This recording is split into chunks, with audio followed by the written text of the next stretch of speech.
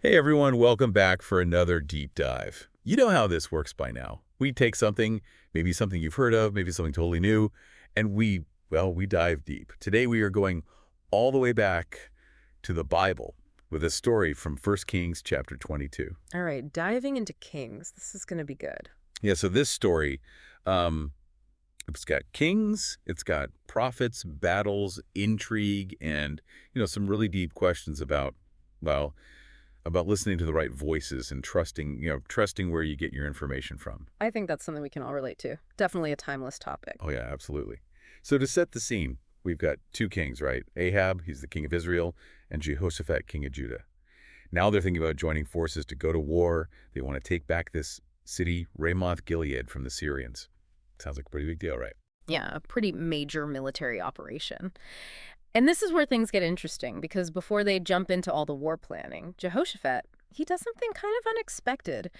He says to Ahab, shouldn't we ask God what he thinks about this? Like, let's get some prophetic guidance before we charge into battle. Right. Like, hold on a sec. Let's not just, rush into this. Let's see what God has to say. But here's the thing, right? Ahab, he's already got like this whole entourage of prophets. There's 400 of them. And you know what they're all saying? Go for it. Total victory. You got this. So it seems like, kind of a done deal. Yeah, you'd think so. 400 prophets all agreeing. Pretty convincing, right? But Jehoshaphat, he's not completely sold. He actually asked if there isn't another prophet they could talk to. He's like, I don't know. Anyone else we can ask, just to be sure. Yeah, exactly. And that right there tells you a lot about him. He's not just going with the flow. He's not satisfied with a unanimous vote if it means potentially missing the real truth. Like, he wants to be absolutely certain they're hearing the true word of God, and that's more important to him than, just going with what everyone else is saying. I mean, talk about valuing truth over popularity. That's a tough one, even today, It really is. I mean, think about how often we tend to, gravitate towards the news sources or the social media feeds that just reinforce what we already think. And then, anything that challenges that, we tend to just dismiss it. Oh, yeah, for sure. It's way easier to stick with what's comfortable. Oh. So anyway, back to Ahab. He's got this prophet Micaiah, but he's not exactly a fan. In fact, Ahab says straight up, I hate him. He never says anything good about me. It's always bad news. Wow. Okay. So right off the bat, you've got this king who's basically admitting that he dislikes a prophet just because he doesn't like the message. He'd rather have pleasant lies than, an unpleasant truth. Yeah, like he's not even trying to hide it. He just wants someone to tell him what he wants to hear. Yeah. So they finally bring Micaiah in. And get this right. The messenger who goes to get him actually tries to coach him. He's like, hey, just so you know, all the other prophets are predicting a huge victory for Ahab. Maybe just go along with it. Bro, talk about pressure. Yeah. But Micaiah, he doesn't budge. He says, as surely as the Lord lives, I will speak only what God tells me to say. Like, he's not going to compromise his integrity no matter the consequences. That's a serious commitment to the truth. So finally, Ahab asks Micaiah directly, should we attack Ramoth Gilead or not? And at first Micaiah says, sure, go ahead. The Lord will give you victory.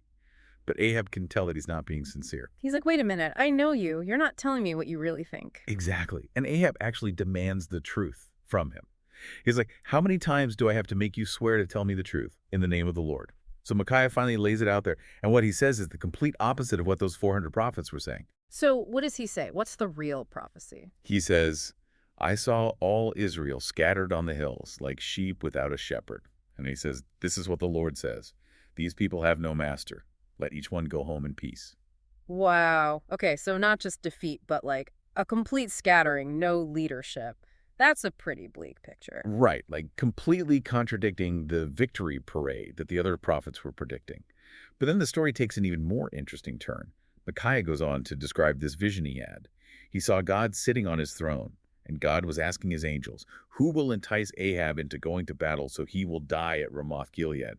And one of the angels steps forward and says, I will go and be a lying spirit in the mouths of all his prophets. Whoa, okay, so that adds a whole other layer to this, right? God is allowing, or maybe even orchestrating, this deception to achieve a specific purpose. It's definitely a challenging concept to grasp, like how do we understand that in terms of God's will and how he works in the world?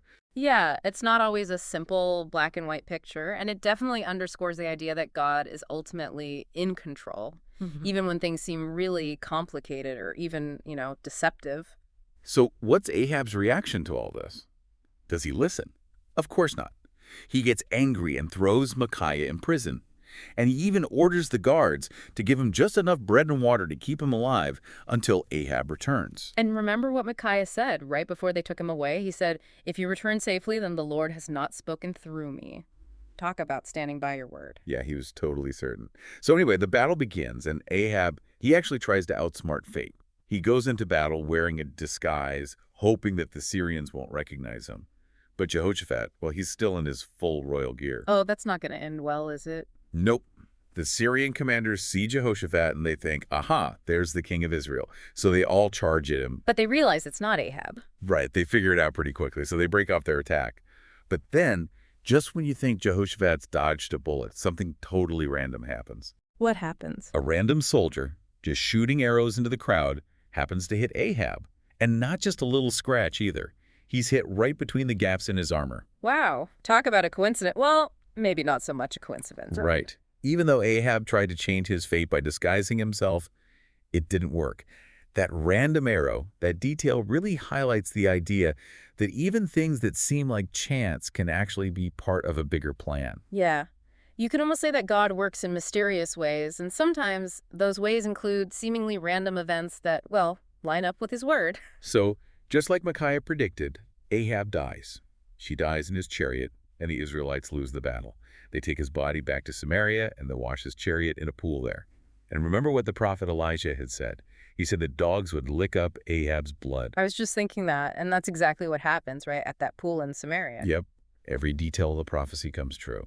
Pretty intense, right? Definitely. So with all that in mind, how do we even begin to, unpack this story? What does it mean for us today? Well, I think one of the biggest takeaways is Jehoshaphat's example. He really wanted to hear the truth, even when it went against the popular opinion. That's a huge challenge for us, even now. Are we willing to seek out the truth, even when it's hard, even when it might challenge what we want to believe? And on the flip side, you've got Ahab. He surrounded himself with yes men, and that was his downfall. I mean, isn't that a danger for all of us, especially today, when it's so easy to just create these echo chambers of information that only confirm what we already think? Oh, for sure. We need to be intentional about getting different perspectives, hearing from people who might disagree with us. That's how we grow. And then there's the idea of accountability. Ahab made choices, and he faced the consequences. I think that's a powerful reminder that we're not just free-floating in the world. Our actions have consequences. And for me, the whole thing really highlights God's sovereignty. Like, even when Ahab tried to change his fate, God's plan still prevailed. It's a little mind-blowing, but it also gives me a sense of, I don't know, maybe comfort. Like, even when things seem chaotic, there's a bigger picture, a bigger purpose. Yeah, I get that. And what's really interesting is that the story doesn't shy away from the complexity of, hearing from God. You've got these true prophets like Micaiah who are willing to speak the truth even if it costs them. And then you've got these false prophets who are just telling people what they want to hear. Which is exactly what we see in the world today, right? So much information, but how do we know it's true? Yeah. It takes real effort to discern what to believe, who to trust. But that struggle, that act of trying to figure it out, that's part of how our faith grows. Exactly. And the story, it reminds us that even when the truth is hard to hear or when it contradicts what we want, ultimately, it's the path to a better place. Just like Jehoshaphat was wise to seek out Micaiah, even though Ahab didn't want to hear it, we also need to be open to that challenging truth. That's how we connect with a God who wants to guide us, even if it's not always easy. So as we wrap up this deep dive into 1 Kings 22, what are the key things we've learned? We've learned that truth matters, that listening to wise counsel is important, and that ultimately God is in control, even when we don't understand how. Definitely. And here's a final thought to take with you. Think about the voices you listen to in your own life. Are they pointing you towards truth, even when it's hard? Or are they just echoing what you want to hear? How can you become more discerning? How can you deepen your trust in a God who offers real guidance? It's a question worth pondering, for sure. Thanks for diving in with us. Until next time, keep seeking, keep questioning, keep diving deep. See you next time. Bye.